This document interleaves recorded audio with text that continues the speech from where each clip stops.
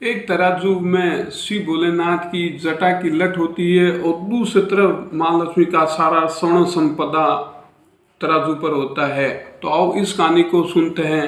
तो एक बार की बात है, माँ पार्वती भोलेनाथ को कैलाश पर्वत पर कहते हैं कि जी सुनिए। तो महादेव देव के देव भोलेनाथ पार्वती को कहते हैं बोलिए जी।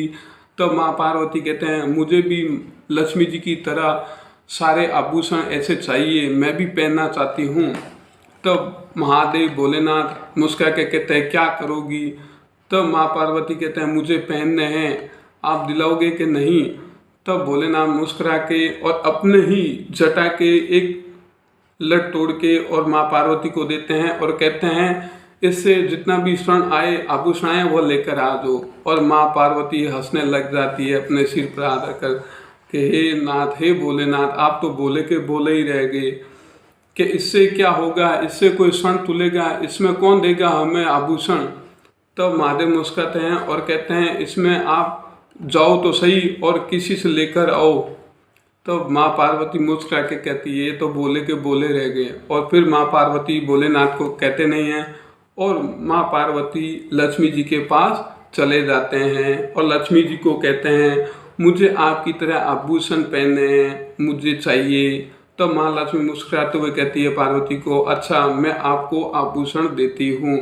जितने माँ पार्वती कहते हैं लेकिन मुझे ऐसे नहीं चाहिए, यह मेरे पति देवों के देव महादेव की जो जटा की लट है उसके वजन पर ही मैं आपसे उतना आभूषण लूँगी। और माँ लक्ष्मी भी हंस जाती है और कहती हैं इसमें क्या तुलेगा, यह तो बाल हैं और आभूषण इतने भारी होते हैं। फिर भी माँ पार्वती जिद करती है नहीं, भोलेनाथ ने कहा है तो उस पर ही हमें उतना आभूषण चाहिए। और माँ लक्ष्मी हंस जाती है और हंस के कहती है ठीक है। और उन्होंने तराजू को प्रकट करते हैं और उस तराजू के एक पक्ष में शिव की जटा की लट रख देते हैं, दूसरी ओर माँ लक्ष्मी का स्वर्ण आभूषण रखते हैं और शिव की जटा एक पलड़े में झुकी रहती है और स्वर्ण आभूषण ऊपर का ऊपर रहता है। और माँ पार्वती और लक्ष्मी जी चकित हो जाती है। फिर कुछ देखते माँ लक्ष्मी और स्वर्ण आभूषण रखती है, फिर भी वो पलड़ा ऊपर रहता है और वह झुका का झुका रहता है।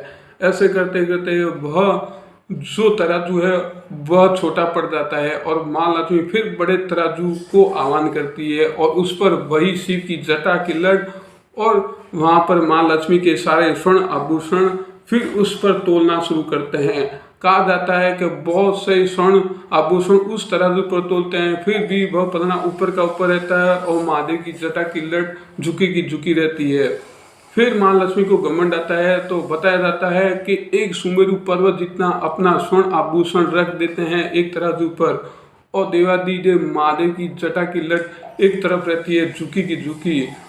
तब उतने में भगवान विष्णु प्रकट हो जाते हैं और माँ लक्ष्मी को रोक लेते हैं और उन्हें कहते हैं आप क्या कर रही हैं। और सारे देवता भी प्रकट हो जाते हैं कि यह जटा साधारण नहीं है, यह देवों के देव महादेव की जटा की लट है, यह साधारण नहीं है, इस ब्रह्मांड के दाता की है। इसमें सारे कुबेर लक्ष्मी जितने भी स्वर्ण संपदा हैं वह इसी में छुपी है, आप क्या कर रही हैं। और माँ लक्ष्मी को ज्ञात होता है और फिर वह माँ लक्ष्मी उस जटा को हाथ जोड़ती है और अपनी क्षमा याचना मांगती है और माँ पार्वती को बोध हो जाता है और माँ पार्वती वह उस तराजू से जटा हटाते ही वह सारा स्वर्ण झुक जाता है और फिर माँ पार्वती वह जटा लेकर देवों के देव भोले के पास चली जाती है। तो महादेव के पास कई कुबेर और कई देवताओं के पास काल भैरव के पास इतना स्वर्ण इस समय दे रखा है। तो माँ लक्ष्मी से भी अधिक देवों के देव महादेव के पास स्वर्ण संपदाएं हैं।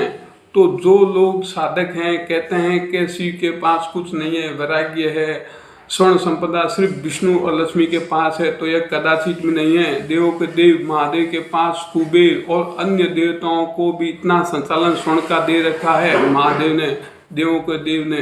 तो यह कहानी आपको कैसी लगी हमें अवश्य बताएं।